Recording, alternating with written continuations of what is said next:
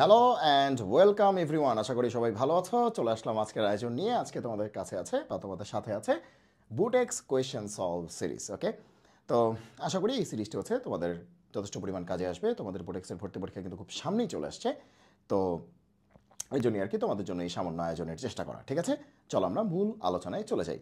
তো এখন কথা হচ্ছে, যেহেতু সামনে বুটেক্স ভর্তি পরীক্ষা, তো এখন আমরা আসলে এই সময়ে যেগুলো খুব বেশি গুরুত্বপূর্ণ চ্যাপ্টার সেই জায়গাগুলিতে আসলে কাজ করার চেষ্টা করেছি।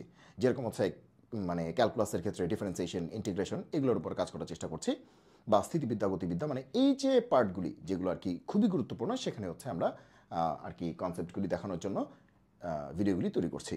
এখন মনে করো যে ম্যাট্রিক্স, এটা খুব বেশি মানে কঠিন না বা ঝামেলার না, বা স্ট্রেট লাইন বা সরল রেখা যাই বলো আর কি, এগুলো আর কি একটু সহজ আছে। সো আমাদের যে পার্টগুলি নিয়ে প্রশ্ন অবশ্যই হয় এবং যে পার্টগুলি আর কি ইম্পর্টেন্ট বেশি, ঠিক আছে, বা অনেকের কাছে একটু বিরক্তির কারণ বা একটু কঠিন লাগে, সেই পার্টগুলি নিয়ে আসলে এই সিরিজটা তৈরি করা। ঠিক আছে, ওকে, আর বেশি কথাবার্তা না বলি।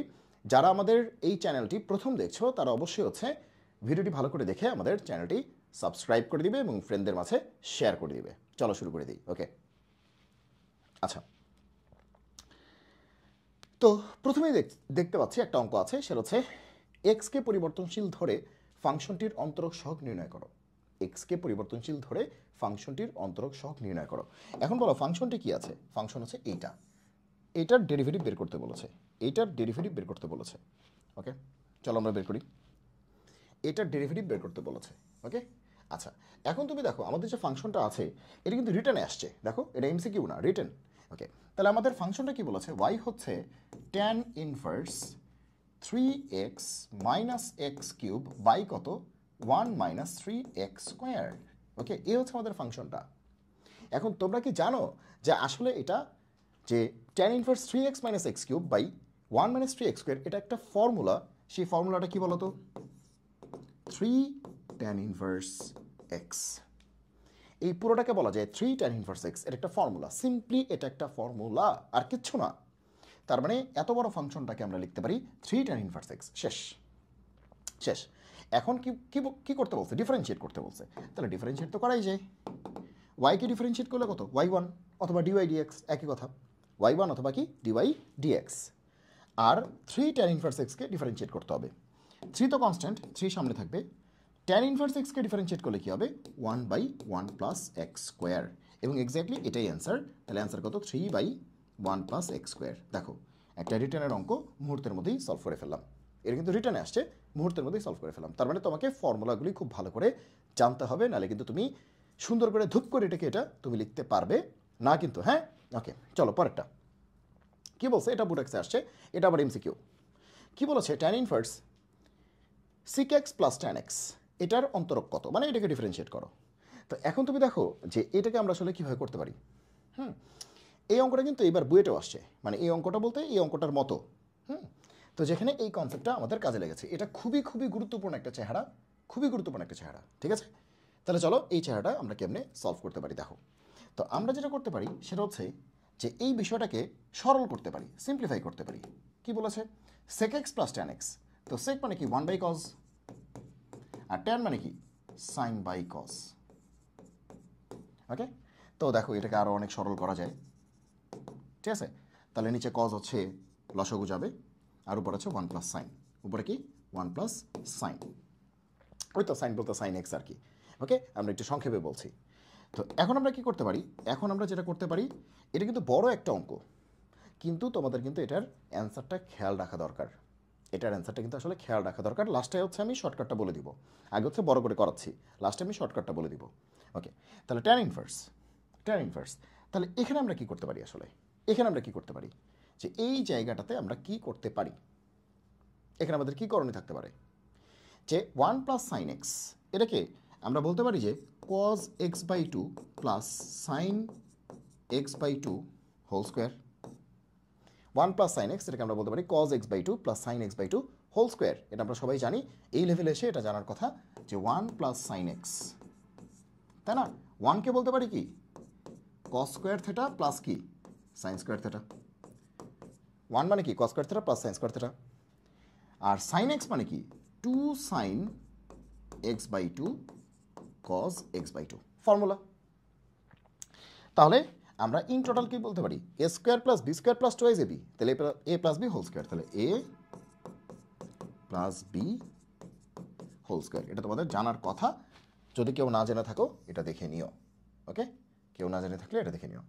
তাহলে এই টেকনিকটা জানা থাকলে তুমি অনেক ভালো কিছু করতে পারবে। দেখো 1 প্লাস সাইন এক্স একবারে বলে দিছি cos x/2 plus sine x/2 whole square. Okay, আর cos x মানে কি cos 2x এর ফর্মুলাটা, তাহলে কি হবে cos স্কয়ার x/2 মাইনাস কি সাইন স্কয়ার x/2। দেখো এটা কিন্তু বড় একটা অঙ্ক হয়ে যাচ্ছে, বেশ বড় একটা অঙ্ক হয়ে যাচ্ছে। এবার তুমি দেখো উপরে কি আছে a plus B whole square, আর নিচে কি আছে a square minus B square. তো a square minus B square মানে কি a plus B into a minus B, আর উপরে আছে a plus B into a plus B. তাহলে একটা a প্লাস বি একটা a প্লাস বি কি কাটাকাটি, একটু শর্টকাট করতেছি। তাহলে উপরে কি আসলো, তাহলে উপরে আসলো, উপরে আসবে একটা a প্লাস বি, কারণ একটা কাটাকাটি গেছে। আর নিচে কি আসবে, একটা a মাইনাস বি আসবে। ওকে, এইবার এই চেহারাটা কিন্তু অনেক জনপ্রিয়, তোমাদের এই চেহারাটা কিন্তু অনেক একটা জনপ্রিয় চেহারা। ঠিক আছে, উপরে নিচে cos x/2 দিয়ে ভাগ করতে হয়, তাহলে কি আসে, এটা আসে tan x/2। খুবই জনপ্রিয় চেহারা কিন্তু এটা, এটা 1, এটা হচ্ছে এইটা। ঠিক আছে, বোঝা গেল কি বলেছি, উপরে নিচে আমরা cos x/2 দিয়ে ভাগ করেছি। তাহলে cos x/2 কে cos x/2 দিয়ে ভাগ করলে কত আসবে 1, আর sin x/2 কে cos x/2 দিয়ে ভাগ করলে কত আসবে tan x/2, আবার cos x/2 কে cos x/2 দিয়ে ভাগ করলে কত আসবে 1, আর sin x/2 কে cos x/2 দিয়ে ভাগ করলে কত আসবে tan x/2। তো খুবই সুন্দর একটা চেহারা। দেখো প্রত্যেকটা চেহারাই পরীক্ষায় আসতে পারে, শুধু এতটুক মানে এটাও পরীক্ষায় আসতে পারে, মানে tan ইনভার্স এতটুক এটাও পরীক্ষায় আসতে পারে, আবার tan ইনভার্স এতটুক এটাও পরীক্ষায় আসতে পারে। প্রত্যেকটাই আসলে পরীক্ষায় আসতে পারে, মানে একদম এই লাইন থেকেও আসতে পারে পরীক্ষায়, আবার কি করতে পারে এই লাইন থেকেও পরীক্ষা আসতে পারে, এখান থেকেও আসতে পারে, এখান থেকে আসবে না, এখান থেকেও পরীক্ষা আসতে পারে, আবার এখান থেকেও পরীক্ষা আসতে পারে। ঠিক আছে, তো প্রত্যেকটা লাইনে কিন্তু এক একটা করে অঙ্ক আর কি, মানে এখান থেকে প্রশ্নটা শুরু হতে পারে, যে বলতে পারে এটাকে ডিফারেন্সিয়েট করো বা এটাকে ডিফারেন্সিয়েট করো। ঠিক আছে, ওকে, এবার আসো যে এটাকে আমরা কি লিখতে পারি, এই 1কে আদর করে বলতে পারি tan π/4, tan 45। বুঝতে পারছো আমি কি বলতে চাচ্ছি। আর এখানে কি আছে 1 মাইনাস, এখানে একটা 1 চিন্তা করতে পারি, ওই 1কে আদর করে বলতে পারি tan π/4, আর তারপরে কি আছে tan x/2। তাহলে কি হলো tan a plus tan b 1 minus tan a tan b, tan a plus tan b 1 minus tan a tan b, tan a plus b, tan a plus b। ঠিক আছে, তাহলে tan inverse tan a plus b, a কত π/4, আর b কত, b হচ্ছে x/2, x/2। Clear, b কত x/2। ওকে, আর tan inverse tan চলে যাবে, tan inverse tan চলে যাবে, থাকবে কত π/4 প্লাস x/2, তাহলে থাকবে কত π/4 প্লাস কি x/2। শেষ। দেখো এই অঙ্কটা কেন আমি করে দিলাম, এটা একটা এমসিকিউ, তারপরে আমি এত ভেঙে কেন করে দিলাম, কারণ পরীক্ষায় কিন্তু এই লাইন থেকেও আসতে পারে, এই লাইন থেকেও আসতে পারে, আবার পরীক্ষায় এখান থেকেও অঙ্কটা আসতে পারে, আবার এখান থেকেও আসতে পারে। এখান থেকে আসবে না, এটা সহজ, এখান থেকে আসবে না, এখান থেকে আসতে পারে। তো যেটাই আসুক অ্যান্সারটা কী হবে, মানে এটাকে সরল করলে কত আসবে π/4 প্লাস x/2, সিম্পলিফাই করলে আসবে π/4 প্লাস x/2, π/4 প্লাস x/2। তার মানে এত বড় ফাংশনটা হয়ে গেল ছোট্ট একটা ফাংশন π/4 প্লাস x/2। তার মানে এইটাকে ডিফারেন্সিয়েট করা যা কথা, এই পিচ্চিকে ডিফারেন্সিয়েট করা কি একই কথা। তাহলে এটাই হচ্ছে আমাদের y।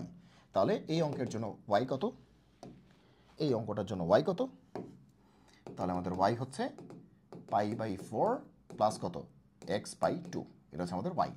তাহলে ডিফারেন্সিয়েট করলে কি আসবে y1 আসবে, অথবা dy/dx একই কথা, ওকে, অথবা f'(x) একই কথা।